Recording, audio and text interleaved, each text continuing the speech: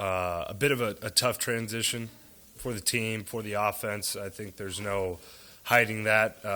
Coaches we've obviously developed strong relationships with.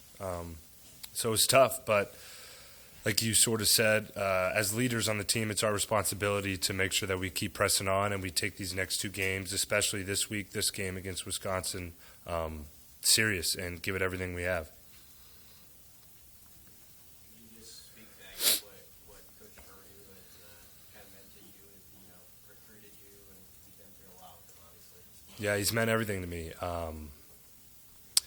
Tremendous football coach, tremendous person, and he's given a lot to me, and I'll forever be grateful to him, and we'll have a relationship with him for the rest of our lives.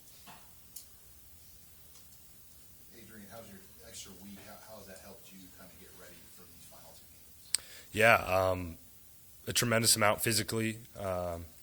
Obviously, with the recent changes, it's helped us sort of regroup as players and get ready to attack these next two games. How do you attack the next two games when they've made staff changes before the season's over and can't go to a bowl at this point? So, I mean, what drives you to try to finish it out the right way when it seems like maybe the administration is kind of punted until next year? Well, it's about pride. It's about pride for us as players, and these games mean a whole lot to us. I mean, shoot, it's Wisconsin. It's a rivalry game. The same goes for the next week, Iowa. Those are big games for us. Regardless of where we're at in the year, those games will always mean something. So we're just as inspired, if you will, just as fired up to stick together to fight the odds and find a way to get some wins.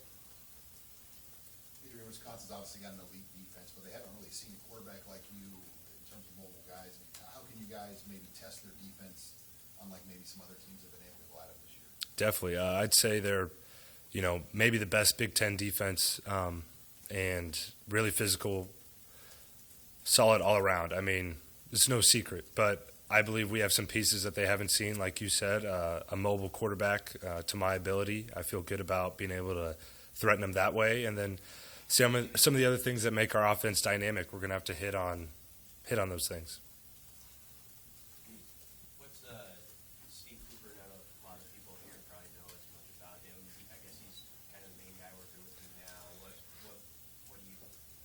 He's always been in the room with you. Could you kind of explain that relationship? Yeah, he's a guy who has the respect of the guys in the quarterback room, but also on the offense. And he's been here. We know him, so we have a lot of faith in him and what he's coaching us to do, and he knows what he's doing. He's done it before, and he's attacking it, bringing energy to our room and stuff we need.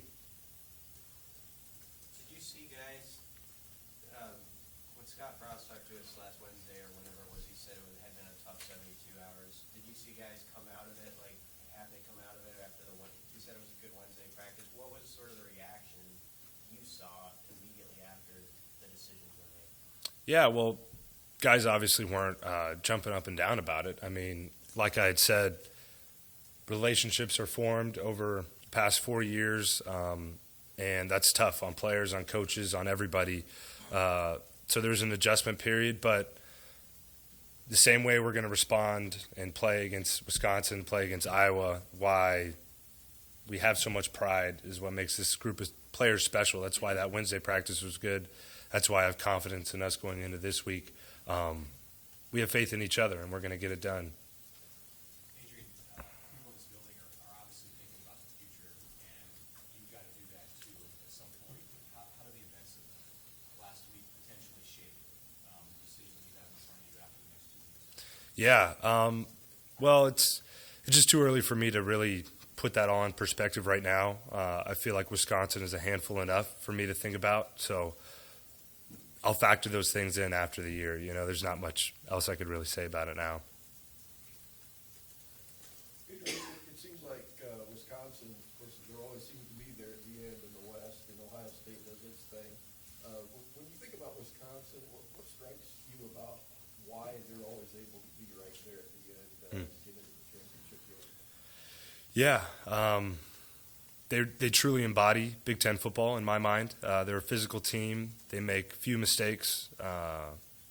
and they find ways to win. You know, they're a gritty team. I mean, shoot, they're solid all around. And they do some interesting things on defense that I think a lot of people try and mimic, and they're really good at doing it, really good at doing what they do.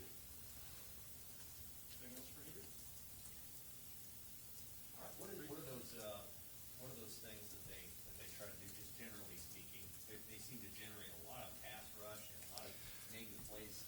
How have they done that the two times you played?